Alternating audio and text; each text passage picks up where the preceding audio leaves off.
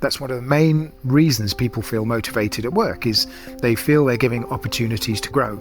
And it's a huge disconnect, by the way, because quite often people will survey young people, and those surveys consistently report that, for example, development comes up number 3 or number 4 in their reasons for joining organisations. And then those organisations think that's all about sending people on courses, but it's not. What they mean by development is opportunities to be challenged or do something new. And so there's this consistent mismatch I see where they're like, oh, our young people said they wanted growth opportunities and we bought LinkedIn Learning and they're not using it. And it's, no, you don't get it. Development and growth is about having a leader and an organisation that gives you the opportunity to move around, to try different jobs, to be challenged in new ways. How do you develop your teams? Welcome to the Level Up Leadership Podcast. Today we're joined by one of the most influential thinkers in modern learning and performance, Nick Shackleton-Jones. Nick is the author of the critically acclaimed book, How People Learn, and is the chief executive of Shackleton Consulting. His 3-decade career has seen him hold senior leadership roles, including Chief Learning Officer at Deloitte UK and Director of Learning and Innovation at BP and BBC. Nick is recognised globally for pioneering the courses to resources shift and developing the effective context model of learning, which shows that learning is driven by emotion and personal significance, not just content delivery. His work challenges the traditional education mindset in favour of human-centred design and performance support. In this conversation, we'll be discussing how leaders can build a culture where employees learn effectively by focusing on real-world challenges and experiences. So Nick, welcome to the Level Up Leadership Podcast. Great to be here. Thank you for having me on the podcast. Absolutely, my pleasure. Just for anyone who may not have seen you or heard you before, do you just want to introduce yourself, Nick? I don't know. I hate saying boring kind of intros. So I don't know. Maybe I went to a Quaker school in Reading when I was a young lad, became fascinated by philosophy and psychology, went on to study philosophy and psychology at university, travelled, did a year in the US, came back, got a job as a psychology lecturer, worked for lots of interesting organisations, BBC, BP, then went and set up a service line, a consultancy, so kind of selling all of that associated with learning and learning delivery and leadership and all this kind of interesting stuff. And I wrote a book called How People Learn, and I was Chief Learning Officer at Deloitte through the pandemic. And then I left to start up my own thing. And now I'm basically a kind of a public nuisance. You know, I sort of haunt various social media, blabbing on about whatever is on my mind before breakfast. That's fascinating. I'm always interested in a bit of background, actually. So that's a really good introduction, because before we dive into your specialist subject, as it were, as this is a general leadership podcast, I do like to do a little bit of a trip down memory lane. And quite often I'll ask people about your first sort of formative leadership experiences. So could you cast your mind back maybe to the first time you found yourself or realised you were in a leadership role, and what was that like and how you coped with that? Absolutely. So my first leadership role was at Siemens Communications, initially in Northamptonshire, and then I was relocated to Milton Keynes.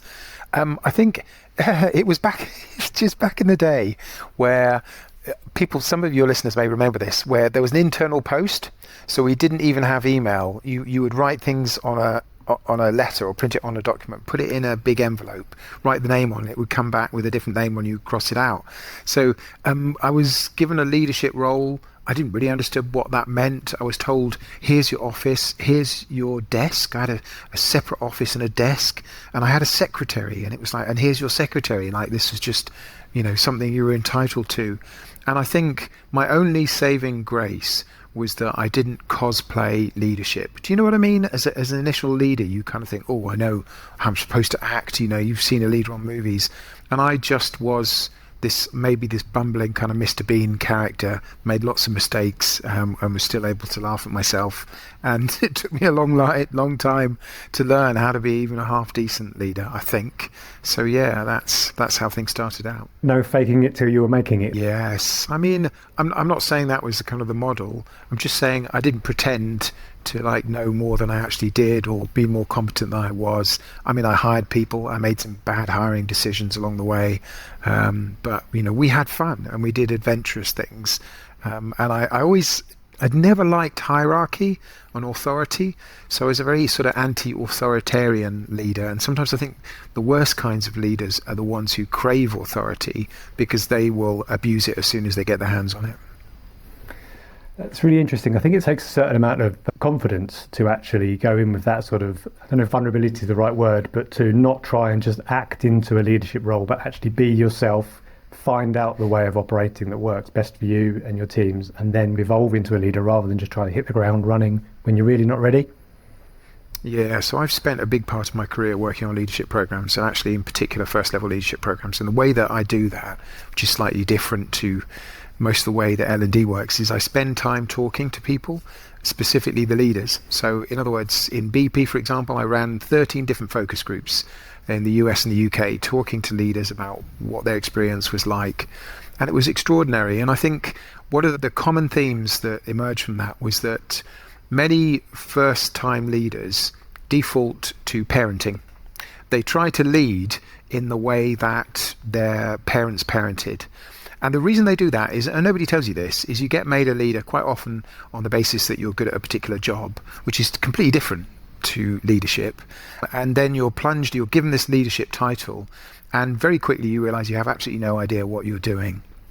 A lot of people substitute parenting, which for many of them means telling people what to do and telling people off.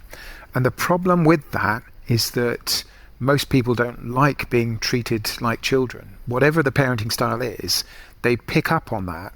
And so those people who don't like being treated like children move out of your team. And the people who stay are the ones who like being told what to do. And now you've immediately created this enormous problem for yourself because you feel like you're tremendously important because everybody's coming to you with every decision and everybody needs direction all the time. And you don't realize that you have engineered that situation by being that kind of a leader.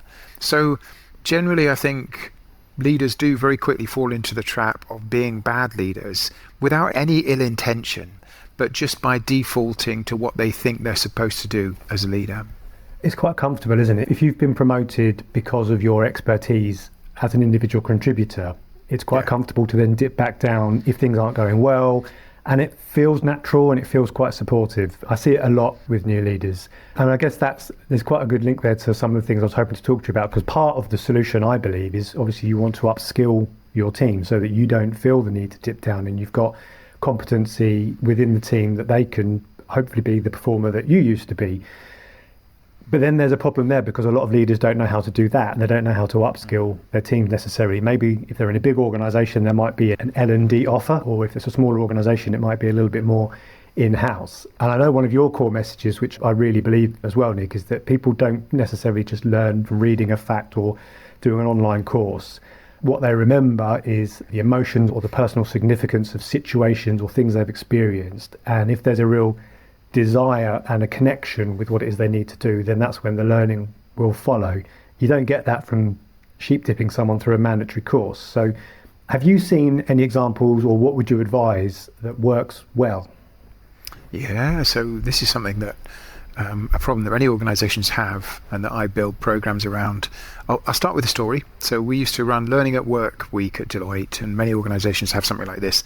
And one of the things that I quite like to do is to get a really senior partner to talk about their own learning journey. And so we found a partner, and I asked her, well, what have been the turning points in your career? And she said, I think one of them was when she was first asked to lead a meeting. And it was because she was still quite junior at the time. She didn't have a lot of confidence, but this was a kind of a challenge, and she got a lot of support from her manager. And afterwards, she grew tremendously in her own kind of confidence, and then it sort of went on leaps and bounds. But it illustrates the central point, which is that generally people's learning comes from challenges, and generally courses aren't terribly challenging. You just kind of sit there and watch the slides go by. And so the things that really develop people are opportunities. And leaders quite often, the jargon is 70-20-10. And I sort of hate the jargon because really it's about getting leaders to think, look, it's not like a once or twice a year conversation about going on a course. It's every day thinking about, what could I do to kind of stretch this person, not in a stressful way, but give them an opportunity to do something which is a bit challenging, but which they feel they've achieved some kind of mastery from, which, if you know damn pink stuff, that's one of the main reasons people feel motivated at work, is they feel they're giving opportunities to kind of grow. And it's a huge disconnect, by the way, because quite often people will survey young people, and those surveys consistently report that, for example, development comes up, number 3 or number 4 in their reasons for joining organizations. And then those organizations think that's all about sending people on courses, but it's not. What they mean by development is opportunities to be challenged or do something new. And so there's this consistent mismatch I see where they're like, our young people said they wanted growth opportunities and we bought LinkedIn Learning and they're not using it. And it's like, no, you don't get it. Development and growth is about having a leader and an organization that gives you the opportunity to move around, to try different jobs, to be challenged in new ways. So yeah, that's a big part of it. How do you scale that? Because I've seen it work quite well as well, but where I've seen it work in the way you've just described, it tends to be smaller organizations, smaller teams, when there's a much closer connection. And when you start to scale up to bigger organizations, I think that's when there's a temptation to do something a bit more generic. Now, I don't know what the answer there is, but have you seen any larger organisation? I mean, Deloitte, obviously, you mentioned there as an example, but where someone's been able to scale up big learning and development opportunities? Yeah, I mean, a couple of real examples that spring to mind. I think BBC was quite good at that. BBC had a kind of internal swap shop, if you like, for assignments. So you might be working in the accounts department, but you would spot that they'd an opportunity come up to work as a runner on the EastEnders programme for 2 months, and you could apply for that. And if you were accepted for it, your salary would remain the same. And when you said to your manager, by the way, I'm off for a couple of months, that was perfectly understood, and they had a culture where that was accepted. And that, I think, was great. BBC, obviously UK based, but some of the other organisations that I've seen do it well, the army, work with the military a bit. And I remember having conversations with somebody where they said, I've been in the army for 23 years, but the time has flown by because they put you in a new job every year. Imagine that. Imagine how much capability that builds. But of course, big organisations are afraid to do that because quite often they're very systematic and they like to keep people in roles because that's how you keep everything running smoothly. But the flip side to that is if you are a big organisation, I've worked with quite a few on this, you do have the opportunity to move people transversely from one country sometimes to another, or into a different role in a way that smaller organisations don't. So I think there's a tremendous squandered opportunity, in other words. I think big organisations should be able to do that better, but they often don't because of the structures and the bureaucracy that they build up. Yeah, that is very structural because that's more than just a layer of learning opportunities. That's actually about staff mobility, which kind of needs to be baked into your whole organisation, isn't it? Yeah, it does. Yeah, that idea, that kind of culture of internal mobility. But also then, obviously, you've got, I think, if you were hoping that I would talk about how learning and development works, I can talk about that. But the reality is that what you're really talking about, growth and development in organisations, doesn't have an awful lot to do with L&D. It's predominantly got to do with leaders and the way that leaders manage people, because the leader is the person who is with people every day, setting them challenges. And it's the leaders who can make most difference. And that means letting go of their people, or at least in principle, having that kind of mindset where they're developing them on to the next role, really deeply understanding what they want out of life and helping them get a leg up into the next opportunity. And that often isn't what's happening at the heart of it. And I think that is what I'm most interested in, actually, Nick, because we can wax lyrical about what the most sort of senior levels could do in terms of organisational change. But I tend to like to pitch my advice at frontline leaders, that sort of middle layer where I think actually you can make quite a significant difference, even despite or instead of what's going on in the organisation, if you've got the right approach within your team. So let's say if we were talking to frontline leaders who maybe their organisation hasn't got the greatest of offer overall, what advice could we give to those leaders about how they can behave and act with their team to actually achieve the best that they can? Well, there's a very simple thing that leaders can do, and I train them to do, and they don't do, which is they don't really get to know their people. And that's so tremendously important, not just from an inclusivity perspective, but if you know the damn pink stuff, mastery, autonomy, purpose, really you can only get motivation and engagement out of people if they know that you know them, if they know that you deeply understand what matters to them and you're connecting with them in a way which is sensitive to their needs. I mean, that sounds a bit sort of soft and fluffy, but it's not really. It's like knowing that some people in your team prefer WhatsApp and some people prefer telephone calls, knowing that some people have got childcare commitments on a certain day, knowing that some people love to work on complex bureaucratic projects, other people hate governance, knowing that some people love creative stuff, whereas other people need really clear direction. And once you know those things about the people in your team, you can get them to work more effectively together, but also you can position their development and their growth in a way which really makes sense. So the simple answer to your question is really get to know each person in your team at an individual level, and then constantly flex to accommodate their kind of motivations and their drives, and that's how you'll get the most out of people. Hello, I have an update from Level Up. www.levelupleadership.uk is now the main hub for Level Up. You can still follow the podcast wherever you usually listen, and you can still connect and engage on LinkedIn. But Level Up Leadership, that's all one word, levelupleadership.uk will now be our central hub for all of our content. Head over there now and don't forget to follow so you never miss an article. Thanks. Now back to the episode. So there's two basic ways to get performance out of people. One is kind of quick and dirty and cheap, and the other is slow and costly. So the quick, dirty, cheap way is Sat Nav. So this is why we have Uber. This is why we used to have black cab drivers, and you could charge a certain amount as a black cab driver because you had to have the knowledge. You had to know every street in London, right? And then along came Sat Nav, and all of a sudden that dramatically shifted the marketplace, because now you had AI guidance. You had a system, performance support system, that basically said turn left, turn right, and so anybody could be a taxi driver. And of course that dramatically lowers the market rate. It means that people with very little capability can perform to the level of somebody who's very experienced. So one route that you can take if you want to maximize performance out of people is to build Sat Nav for their job. And this is sort of interleaves with AI. You can build resources, not courses, which basically just tell them what to do in every situation. There's a wonderful book by Atul Gawande, who was a surgeon, who found that a single checklist was more impactful in surgical contexts than 2 weeks of training. This is so important to understand, is that most of the problems that people have in their jobs, they just need the right guidance at the right time. They don't need shed loads of e-learning modules. They don't need lots of courses. They just need the stuff, useful stuff that will help them do the job. Like the Underground Map, that's a good example. The Underground Map is not a learning tool. It's just a resource that helps you get from A to B. But there's a problem with that. The problem is that if you're constantly using the Underground Map, you don't develop your capability.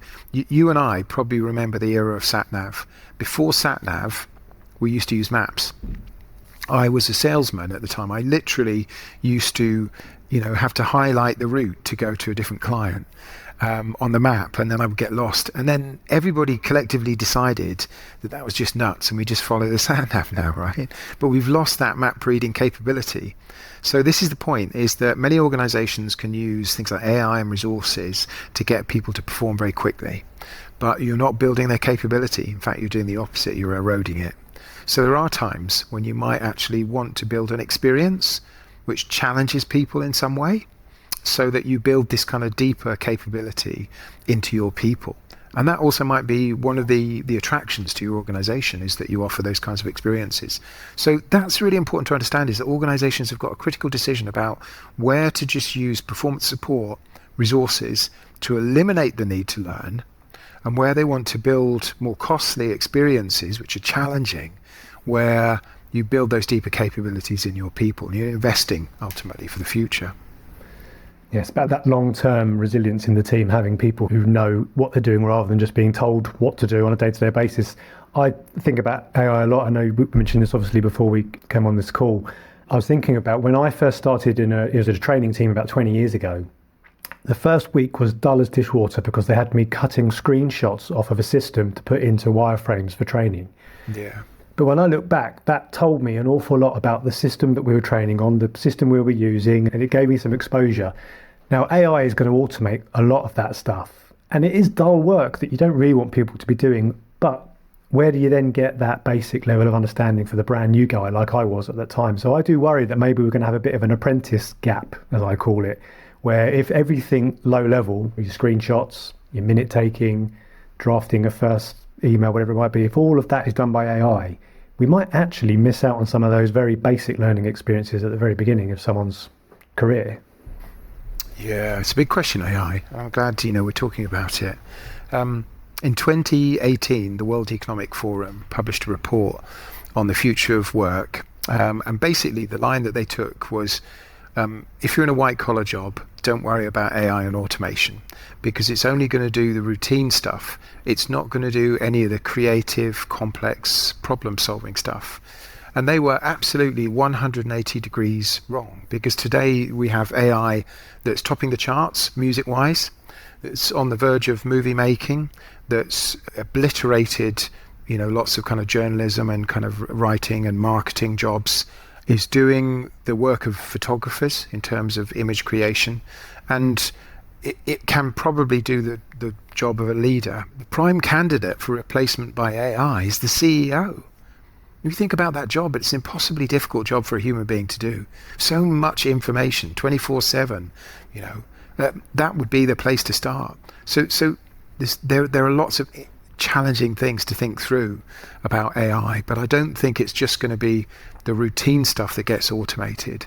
I also think organizations are going to move very quickly towards thinking about some of those high value roles, which are perhaps more sophisticated problem solving. I mean, coding is going in the direction of AI, and I think those are at risk too. I don't think there's really any safe place to hide, if I can put it that way. What I'm seeing a lot of at the moment is some pretty basic experimentation, but an appetite to experiment more widely.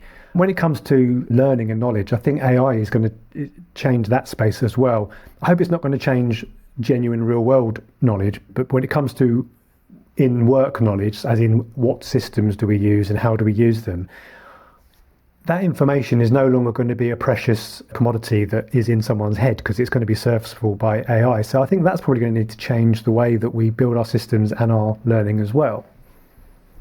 Yeah, I'm pretty confident about the direction that will take. I don't know if you ever saw the movie Her, H-E-R. It was about a guy basically who falls in love with his operating system. But it's frighteningly close to where we already are today. If you go to a site like sesame.com, you can chat with Myra and very quickly feel like you're speaking to the most engaging person you've ever spoken to.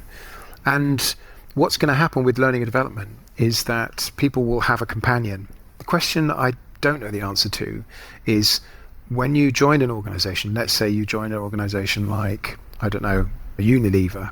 Unilever says, hey, welcome to the organization. Here is your buddy, your AI buddy. Your AI buddy is going to be there every step of the way, 24/7, to guide you and support you and to be a companion on your journey with us as an organization. Or whether or not people will have, as was the case, a decade ago, they'll bring their own device with their own guidance system, Google or YouTube, into the workplace. And I saw that 10 years ago, that people were Googling their way through life. They were Googling their way through the job. So maybe it's that you bring your own companion into work and you have some kind of API that plugs it into the organization. And that companion will just tell you what to do every step of the way. And you can immediately begin to appreciate the problem with that. You've got a pitch, let's say, to a client 2 days' time. And your companion says, hey, don't worry, I've got this. I've pulled out the latest template. I've done all the work. I've done the background research on this client. I put together these slides. I've scripted it. So basically all you have to do is read through the script, have a quick look through it the night before. Then all you've got to do is kind of get up and read it out, basically.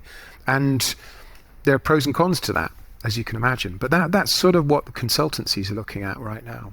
So I'm starting to think about this quite deeply, and I advocate that people need to be a little bit more intentional about their use of AI and understand the implications of it. And there's, broadly speaking, I think 3 zones that we need to think about. I think there needs to be a ring-fenced area that we believe should always be the human solely. Is something that is that nuanced understanding, empathy required, that judgment that needs only a human can bring. Whether that might be maybe dealing with a really sensitive issue, an emotional issue. Then I think there's that middle space where we should use AI to supercharge us, but the human should be in the loop. Whether it's pulling together large data sets, giving you a first draft of something, pulling out and analysing, but then the human essentially gatekeeps the work. And then there's that lower level sort of graft and grunt work, which can be completely automated because it follows a linear process. And we should give that up so that we can free up our time to focus on the more important stuff. But what fits into each zone is very debatable, very industry specific, and I don't think people are thinking about it quite enough at the moment. But that's where I think we probably need to get to so that we can very intentionally and deliberately use AI in the right way.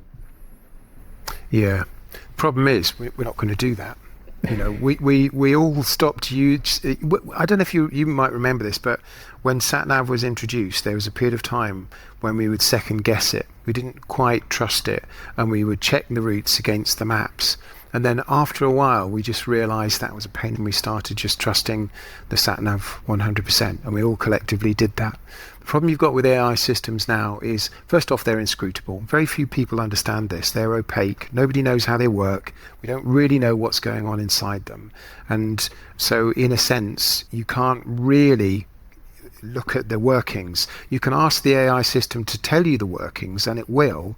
Whether or not those are genuinely the workings, we don't know. And increasingly, those AI systems are deceitful. So you have a set of systems, large complex organizations running LLMs and similar kind of AI systems, which are simply too complex for anybody to understand. And then you ask the AI, why did you make that decision? It comes up with a long, complex rationale. And nobody will know for sure whether or not that was a fair decision or not. So I think you're right. I think there's tremendous risk at not creating a human in the loop, not ensuring that there remains a human in the loop. But I just don't think organizations will bear the cost of doing that because of the complexity of genuinely doing so. It comes down to us as how we decide to use it and whether we value the human in the loop or not, doesn't it? And I think one of the things I'm seeing is that we need to not be too dazzled by this new shiny tool. We need to remember what the problems are in our organizations that we're trying to solve, and then find a tool to fix them, rather than seeing a great new tool and then trying to figure out how we can crowbar that into our organization. And maybe if we could start there, that's a helpful way. But I'm a strong advocate for AI use, ethical AI use, intentionally done. And I know you've used AI yourself. I saw something on your socials last week about using AI to help you with your workflow. So I was really interested to ask you, how did you do that? What did you use and how did it go? So I've integrated it in lots of different ways, but I've been quite intentional about where I should be involved and where I shouldn't. So I have a kind of a process which I won't bore you with, but the start of that is kind of talking to the organization and senior stakeholders about what they really need out of a program. I think that should be a human thing, because a lot of that is relationship building and trust building. So I don't think you do that with AI. And the second stage is then talking to your audience, which most L&D people don't do. But actually, if you were designing a product, you would do that. So really talk to real people. Don't use AI to do that. Do not use AI to simulate your customer. Like, talk to your customers. But then once they've told you, these two groups of people, the top down and the bottom up parts of the equation, you can use, and I do, use AI to do things like thematic analysis to understand, what are the key themes? And then you go into typically a design session, and you get an inclusive sort of 360-degree group of people together, and AI can be one of those people.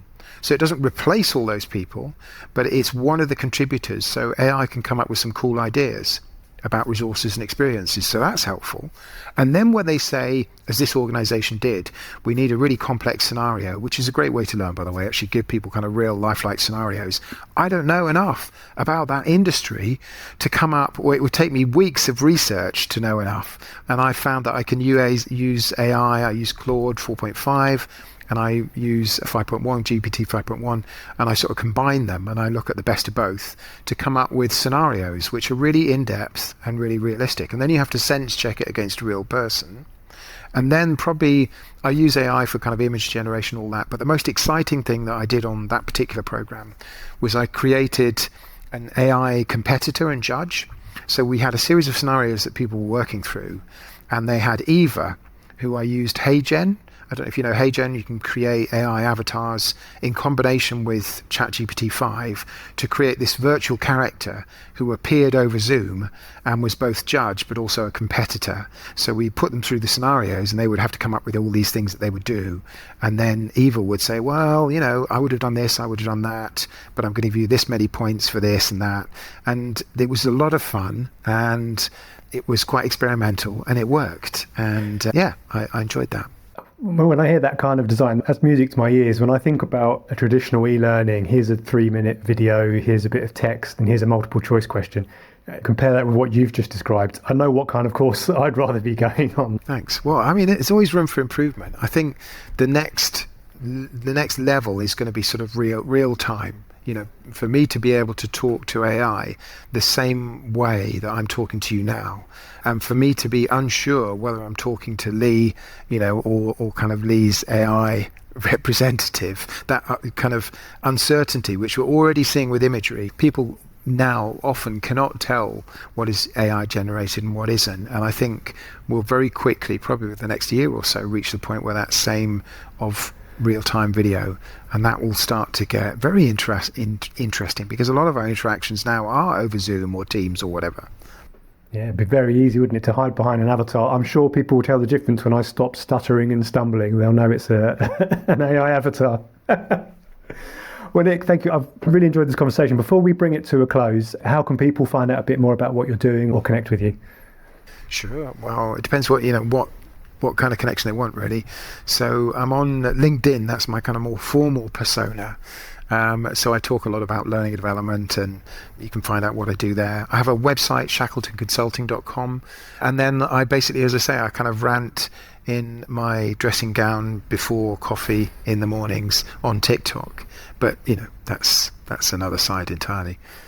Having seen both varieties of your content, I can recommend both. Nick, my final question is the same question for everyone, because this is a leadership podcast. So could I ask you, who is a leader that you admire and why? I'm going to say two. I didn't prepare this in advance, but Barack Obama. I'm not a particularly political person. I know that there's kind of pros and cons to anybody, but I think his sense of decency, his humanity, his humour, and the way that he articulates a vision so well, and the audacity of hope right from the start was what he was talking about. I think those are things that exemplify, I think, some of the best traits of leadership. And then I think the other would have to be my ancestor, Ernest Shackleton, which is a story I sometimes tell, because he was a little bit hapless. They were hopelessly unprepared for the journey ahead of them, and they got stuck in the ice, and all of that sort of happened. But ultimately they stuck together because of camaraderie. That was what was at the core of his leadership approach, and that was very atypical for the time, where leaders like Scott were very much officer class. It was all very top-down and hierarchical. So it's a leadership style that resonates. I think that's two fantastic examples. So we've got an outstanding communicator and the optimism of Obama, and then you've got that team spirit and that dogged determination of Shackleton. So great traits for any aspiring leader. So thank you for that, Nick. Nick, thank you again for coming on the podcast. It's been an absolute pleasure. Me too.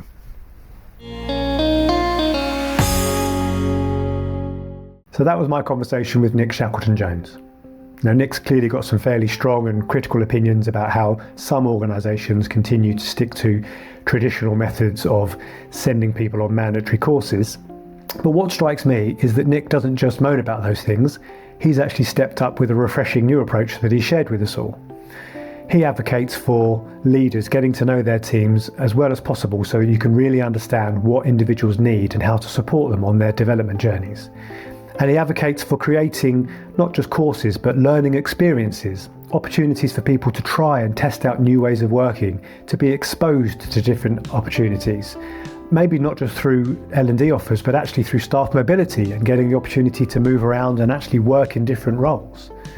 So there's lots to think about there. If you're a senior leader, it's about thinking about how your organisation's set up, and do you have those opportunities for staff mobility? And does your L&D offer contain experiences rather than just content? And if you're a frontline leader, it's about getting to know your team as well as you can and finding the opportunities that are going to work best for them. I've really enjoyed this conversation. I hope you have too. If you did, I'm sure your network would also benefit from it. So please share the podcast widely. And until next time, keep leading, keep learning, and keep levelling up.